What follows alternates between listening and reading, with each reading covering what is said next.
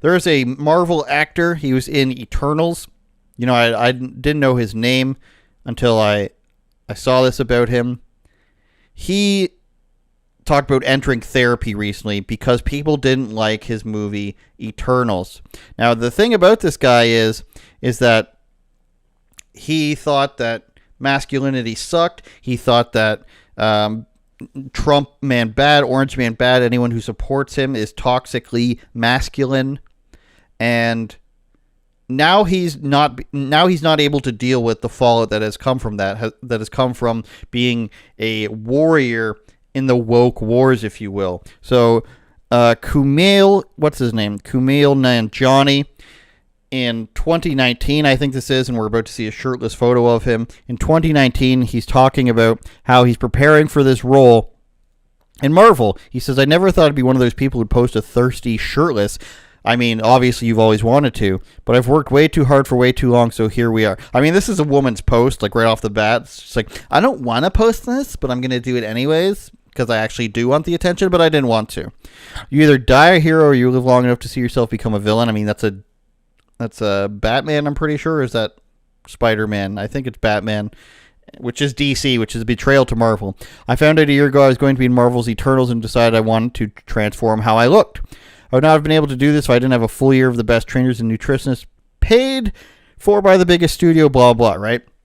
So he's happy that he's jacked. No problem with that. The problem is, in a year later, once Trump gets during the Biden-Trump election, 2020, I guess this is slightly after Biden won, December 10th, he said that Trump supporters are basically a disease. Masculinity is a disease, he says. Now, somebody was posting, why do men stick with Trump in 2020? The pandemic may have given him a way to reach more masculine men. Many of those men like Trump's shrug-it-off approach. But Nanjiani, as you can see in many of these instances, they delete these tweets because they can't stand by them. Nanjiani retweeted the post about men who voted for Trump and added his own commentary that appeared to be an insult to male Trump supporters. The tweet read, traditional masculinity is a disease. Now, I don't know if he forgot what he posted on Instagram or if he just had a lapse in judgment there. But basically, this guy said, look at how jacked I am. I'm so proud of it. I got all these nutritionists. I wanted to be a superhero. And I wanted to be a buff guy about it. There's nothing wrong with that, right? Superheroes are supposed to be in shape because they're literal superhumans. But then a year later, he's just like, well, traditional masculinity is a disease. Well, guess what superheroes and being jacked is? Traditional masculinity. Why didn't you just say, I'm getting this movie for Marvel, I'm going to be a superhero, and I'm going to show that, you can be a transgender, bisexual, non-binary person who's 250 pounds and in a polygamous relationship. We are Mormon. We have sister wives, and this is just the new superhero. Why didn't he just do something completely non-masculine for his role? Because then he comes out and says traditional masculinity is a disease. Well, it turns out he could use some traditional masculinity because now he's saying people didn't like his movie so much that he got triggered by it. He said he had trauma from it. He was on Men's Health magazine. He was posting this stuff on Instagram. And then he says, Marvel thought that the movie was going to be really good, really well reviewed, so they lifted the embargo early and put in some fancy movie festivals. They sent us on a big global tour to promote the movie right as the embargo lifted. But it's been really, really hard. I'm too aware of the negative reviews, and I read every one of them. So much so that he began acting unfair to his wife. So this guy's lashing out at his wife because he didn't like the reviews he got. Gonna be the coming out party. I worked so hard for this, and everything's heightened. Your anxiety in life, everything's kind of like, and now this happens. Everything's heightened, and I don't know. I mean, I think that there was some weird soup in the atmosphere for why that movie got slammed so much, and I think not very much of it has to do with the actual quality of the movie. Anyway, it was really, really hard, and that's that though. It's not the moviegoer's fault. It's not the movie's fault. It's not the quality of the movie. It's the viewer's fault. People didn't like it. It's not the movie's fault. It's not the movie that was shit. It's actually your fault. It's California delusion here. I was like, hey, this is unfair to me. It's unfair to Emily. I can't approach my work this way anymore. Some shit's got to change. And so very intentionally, I did start counseling. I still talk to my therapist about that. Emily says that, obviously, says that I do have trauma from it. Emily and I just got dinner with someone else from that movie. And we were like, man, that was tough, wasn't it? He's like, yeah, that was really tough. I think we all went through something kind of similar. And then this guy... I mean, I guess this is true for his claim that traditional masculinity is a disease, because he can't handle this. So if somebody doesn't like your movie, there have been more poorly received movies than The Eternals, I guarantee you this. Have you heard of Captain Marvel? But he's right. Traditional masculinity, if it's a disease, then he is allergic to that disease, immune to that disease, because he gets bad reviews. And I guess it's supposed to be your big break. I'm not saying you're supposed to just not have any feelings towards it at all.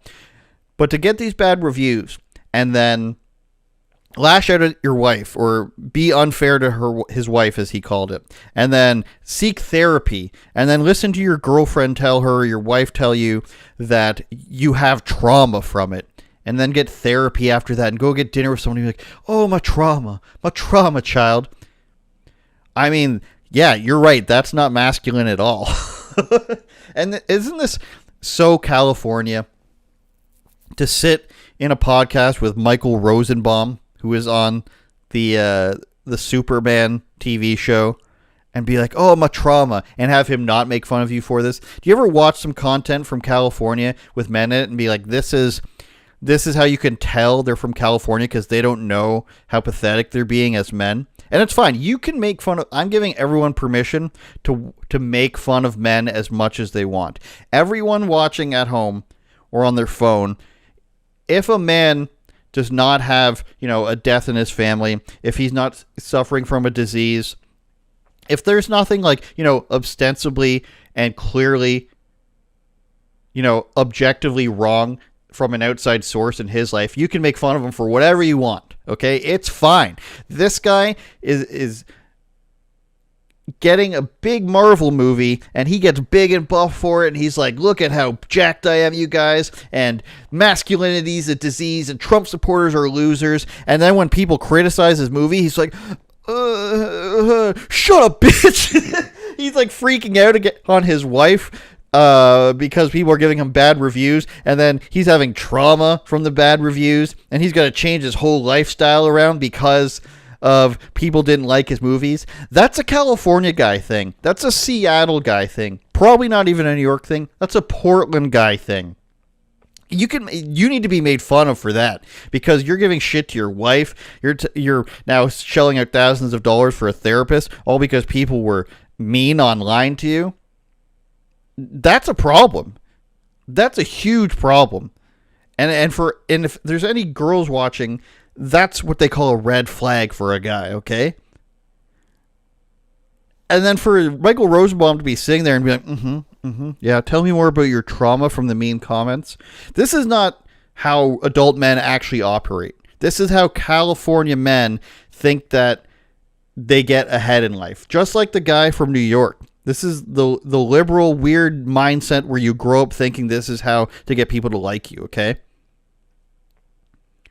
You go on, you talk about how emotional everything is, and you talk about how hurt you are and how wronged you have been. Either you're going out and asking women to agree with you that this thing's sexist, or you're going on a podcast and asking women to agree with you that people were so mean to you that you need a lifestyle change. Boo-hoo. The money he made from this movie allowed him to sit there and think about his trauma and go to a therapist about it.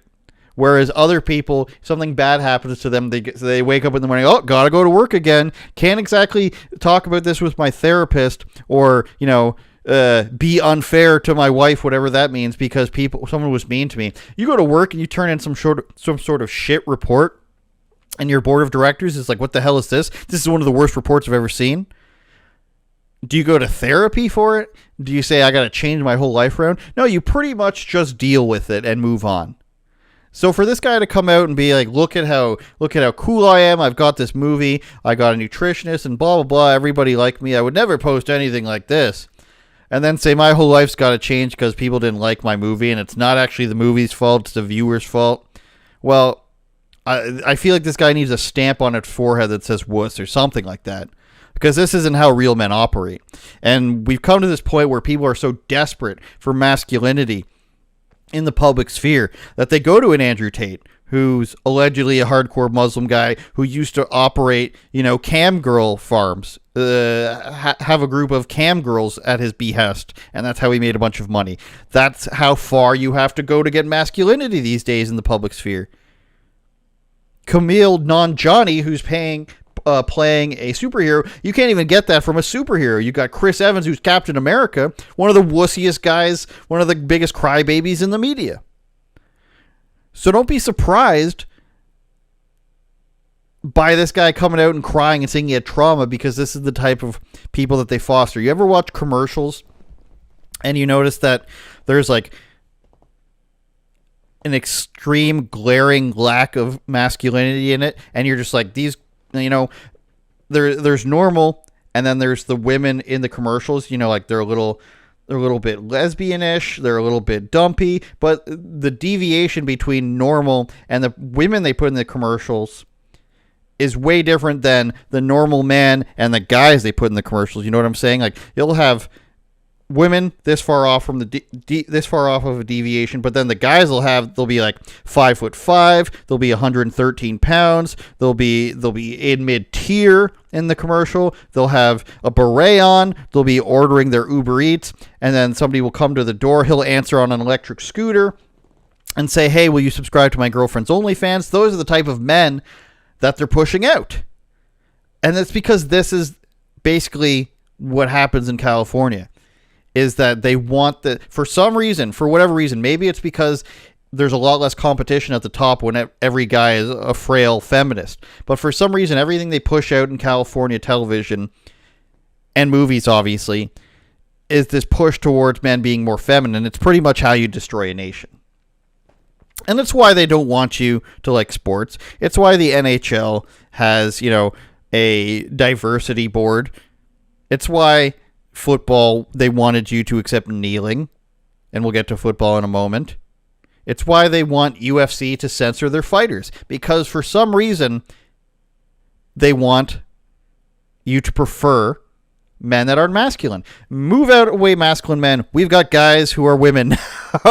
Move out of the way, masculine men. We've got Kumail Nanjiani seeking therapy and changing his whole life around because people didn't like his crappy Marvel movie. Could you imagine that? You get this, I don't know, maybe, I'm going to assume it's between $1 to $2 million he got for this role. And then people didn't like the movie, so you're crying at home. I guess that's understandable. But then when it becomes too far, the therapy, and you're talking about it, come on now. That's all I'm saying. Let's just get a little bit tougher, California. Turn it up, Jordan.